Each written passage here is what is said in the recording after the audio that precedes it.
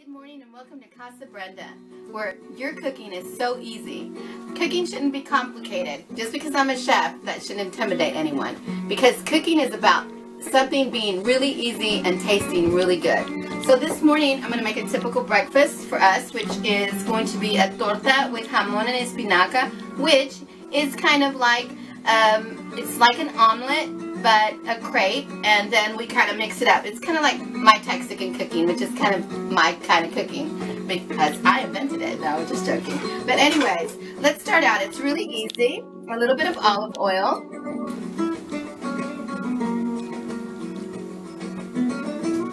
And I usually put it like on 7 just to heat it up.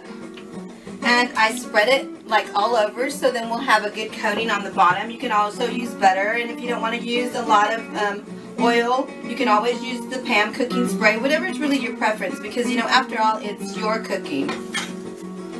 But I'm not fancy, even though I'm a chef. I call them rustic cuts. I believe that we should keep cooking real, and that's what I do. I make it easy and not complicated. This is just some regular ham that you can get in your refrigerator or get from the store, or whatever your preference is. You can get as fancy or as normal as what you want.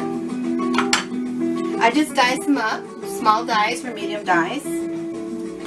Have a little bit of cheese, and I only have processed cheese this morning, but you know what? That's okay, because that's real cooking. We can also use our fancy cheeses. We can do whatever we need, okay? Have a little bit of spinach here. And of course we have our eggs, and we're going to make a 2-egg omelet because of course nobody really can eat 3 eggs unless that's all you're eating. So here we go. I want to make this as easy as I can for you because cooking should be fun. It's not anything that we don't need to do. It's something that we do daily, and it's something that we should enjoy. So we're going to beat our eggs, or mix our eggs, or blend our eggs, whatever is your choice of vocabulary.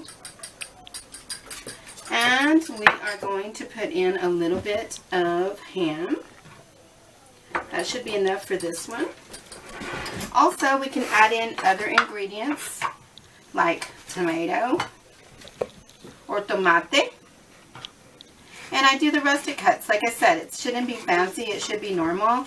My cooking is all kind of, yes, I can do the cuts, the chef cuts, but really, what's most important about your food is how it tastes. Taste is #1 when you're cooking. A little bit of onion, because this one's for my husband, and he loves onion. So let's go ahead and do that. Make sure we have the edges off of it.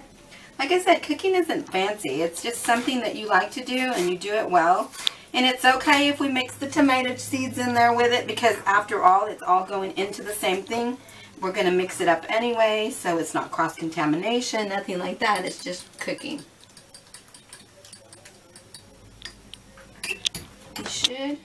I always sprinkle in there so I can make sure that it's getting hot, and that's how I check. Just usually that. Put a little bit of spinach. Not too much. A little bit of milk. Makes it a little bit fluffier, a little bit creamier. And we're not going to like mix it all whole. We want the pieces to stay in a natural cut way, but we just want them to be mixed, okay? I'm not going to put salt or pepper in this right now because everyone uses salt and pepper in different ways.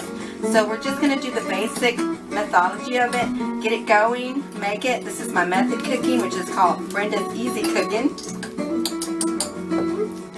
And this is where I can put that down. You can see I got a full little bowl in my tiny baby spatula that I love. And no cooking fancy ware. Pour it all in.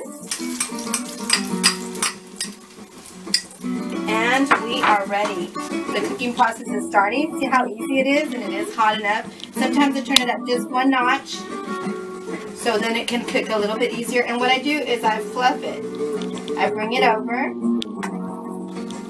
like an omelet. And that's just so that we don't have to turn it and turn it and turn it and turn it.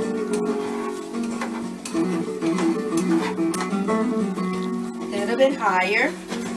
Doesn't that look great? Can you get a close-up on that, mija?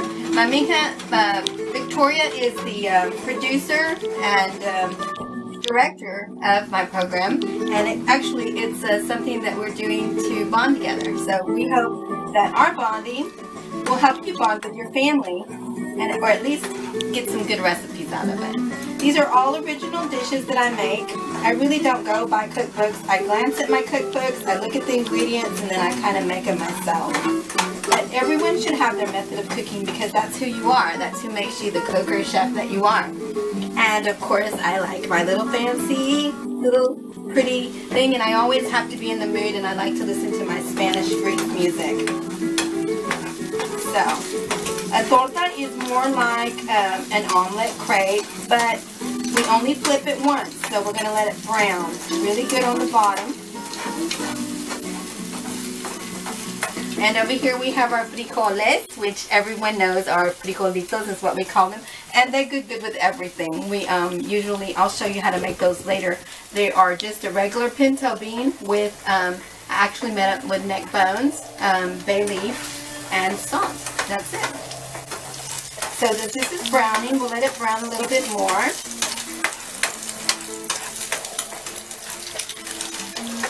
And I like for it to stay in one piece, but it necessarily doesn't have to. That's why it's called a torta. It's kind of like a little messy, but it's bulky with full of vegetables, as you can see.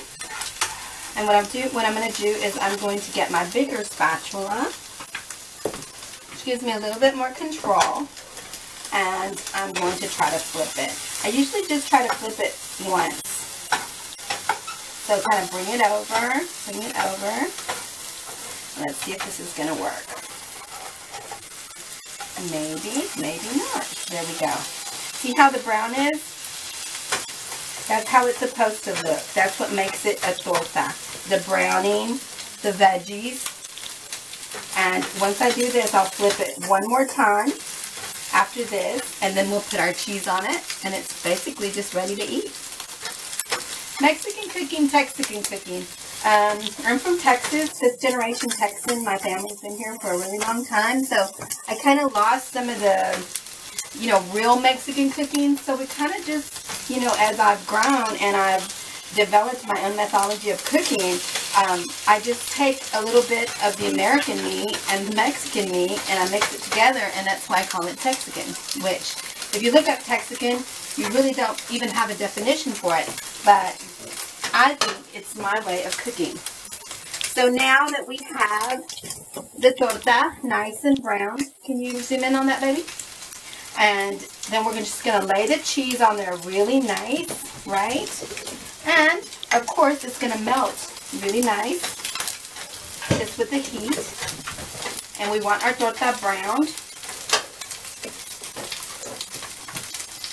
Then we get our plato, our plate, and I just use these wonderful basic plates that I got at Macy's, and they just work wonders. And they work with everything, and they show off my food. I showcase my food. If I had a little bit of salsa, I would go ahead and put it on top, but I didn't make any salsa today. Kind of just plain Jane. We need to get to the grocery store.